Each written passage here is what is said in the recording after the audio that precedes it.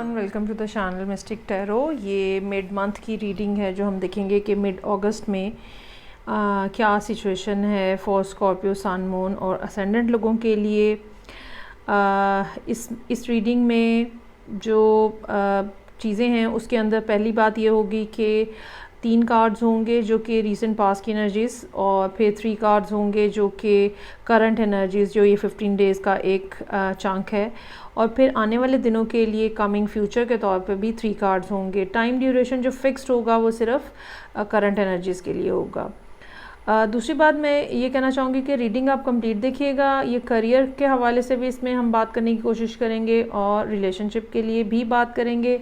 आप में से कुछ लोगों ने मुझे ये बात कही कि करियर और रिलेशनशिप के लिए टाइम स्टैम्प देने की, तो आप लोगों को मैं ये बात कहना चाहूँगी कि ये रीडिंग जो है ये बिल्कुल ऐसे आप फ्लो के अंदर जब होते हो तो तब मैं कर रही होती हूँ। कोई प्री डिटरमिन्ड नहीं होता है इसके अंदर, ना ही कुछ कैलकुलेटेड होता है। आपके सामने कार्ड्स ड्रॉ हो रहे होते हैं और जो सी बात जैसे जैसे कार्ड्स में नज़र आ रही होती है और जो से मैसेजेस में डाउनलोड हो रहे होते हैं वो सब वैसे के वैसे ही मैं डिलीवर कर रही होती हूँ। तो उसमें बाज़ दफ़ा ज़ाहिरी बात है फिर उस किस्म की कॉन्टीन्यूटी या स्ट्रक्चर जो है वो नहीं आ पाता जो कि एक वेल कैलकुलेटेड या वेल थॉट या एक जिसको कहते हैं ना आपने पूरा एक लिखा हुआ होता है, डायलॉग्स लिखे हुए होते हैं, अब ये बोलना है अब ये बोलना है, ऐसा नहीं होता ना।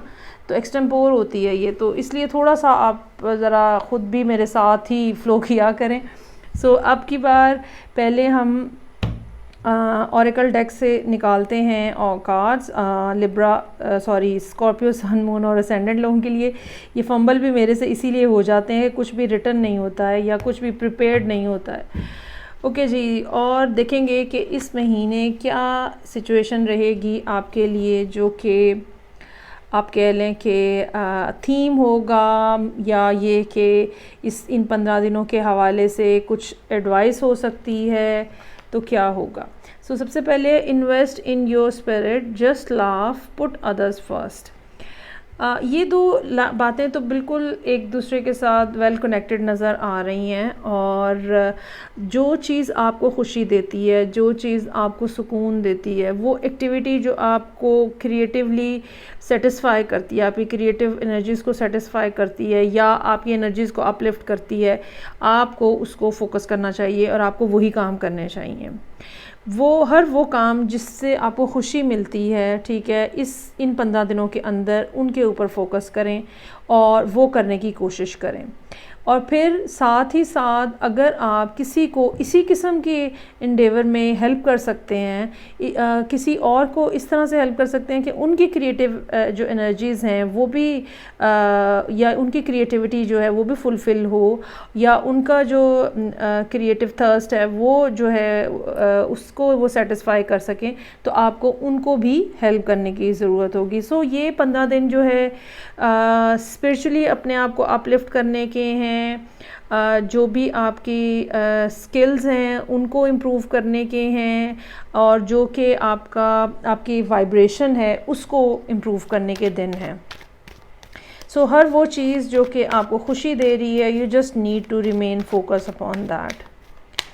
अच्छा जी, अब हम देखते हैं टैरो के थ्रू और देखते हैं कि रीसेंट पास में वो क्या सिचुएशन थी। पहले 3 कार्ड्स रीसेंट पास के, 3 कार्ड्स करंट एनर्जीज़ के, और 3 कार्ड्स ही होंगे मेरे पास जो कि होंगे कमिंग फ्यूचर के। सबसे पहले जो 3 कार्ड्स हैं वो हैं मेरे पास रीसेंट एनर्जीज़ के। I have hierophant, 7 of wands और 4 ऑफ कप्स। कुछ ना कुछ ऐसा जो कि एक तो ना यहाँ पे बहुत हद तक ये मुमकिन है कि ये कोई पार्टनरशिप की बात हो। दूसरी ये बात बहुत हद तक मुमकिन है कि किसी टॉरस के साथ कुछ मामलात हों आपके। और थर्ड बात जो है वो ये मैं कहना चाहूँगी कि आप एक ट्रेडिशनल किस्म का रिलेशनशिप शायद बनाना चाह रहे थे, ट्रेडिशनल किस्म का सेटअप बनाना चाह रहे थे। आपका जो प्लान था वो वैसा था जैसे बाकी सब लोग करते हैं, जैसे सोशल नॉर्म्स हैं, जैसे बुक्स के अंदर लिखा हुआ है। लेकिन आप जिनके साथ मिलके ये काम करना चाह रहे थे, चाहे ताल्लुक़ बनाना चाह रहे थे, चाहे काम करना चाह रहे थे, वो कुछ और टाइप के हैं और उनका माइंडसेट भी आपसे डिफरेंट है।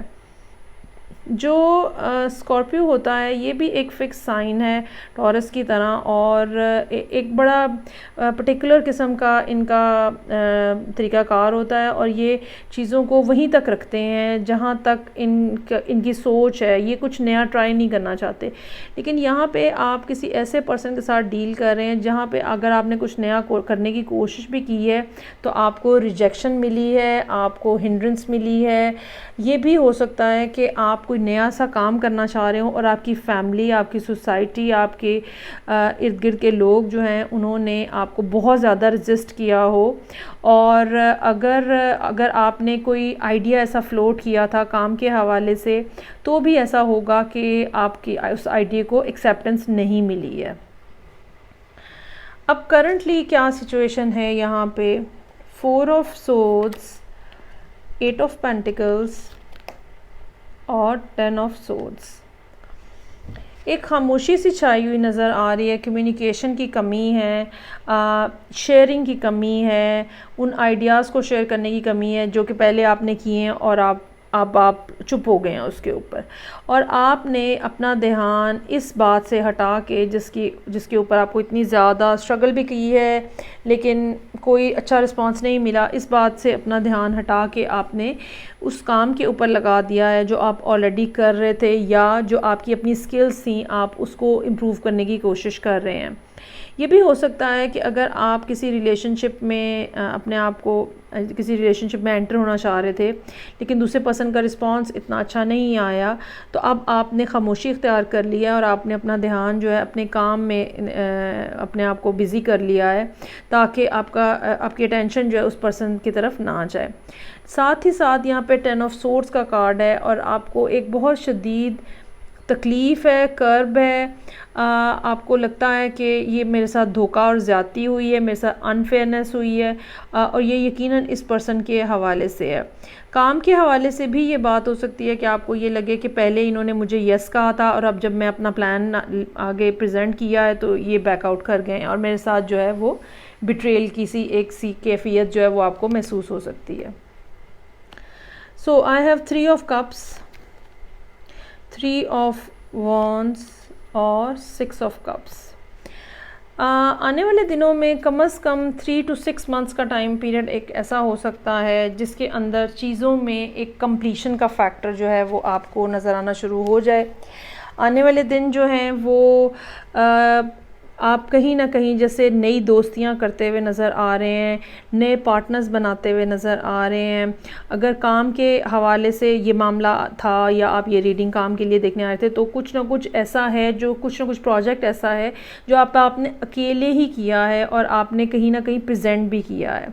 और आने वाले कुछ अरसे के दौरान तकरीबन जैसे मैंने कहा कि इस साल का ये एंड हो सकता है, आप उस रिस्पॉन्स का वेट कर रहे हैं। अगर आपने अपनी कोई नई प्रोडक्ट मार्केट में लॉन्च की थी तो अब आप रिस्पॉन्स का वेट कर रहे हैं ताकि पता चल सके कि फ़र्दर हमने क्या करना है।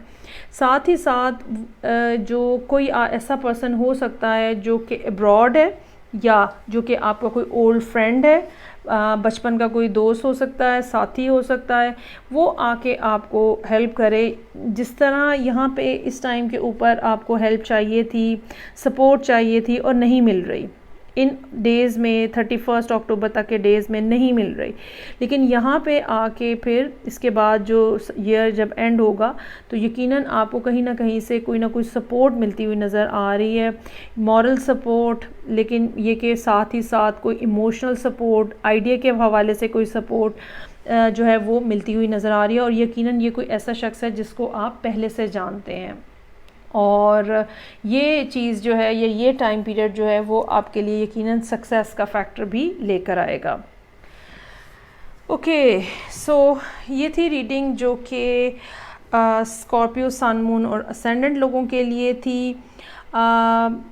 चाहे यहाँ पे सिचुएशन इतनी ज़्यादा हैपनिंग नहीं नज़र आ रही और एक पेन का फैक्टर नज़र आ रहा है, इसी वजह से जो आपको मशवरा दिया गया है, जो आपको थीम दिया गया है वो ये कि बजाय आप इस खामोशी में बैठें और अपने आप को काम में गुम करने की कोशिश करें, अपने आप को उन चीज़ों में इन्वॉल्व करें जहाँ से आप हैप्पीनेस जो है वो निकाल सकते हैं, जहाँ से आप अपने स्पिरिट को, अपनी सोल को नर्चर कर सकते हैं।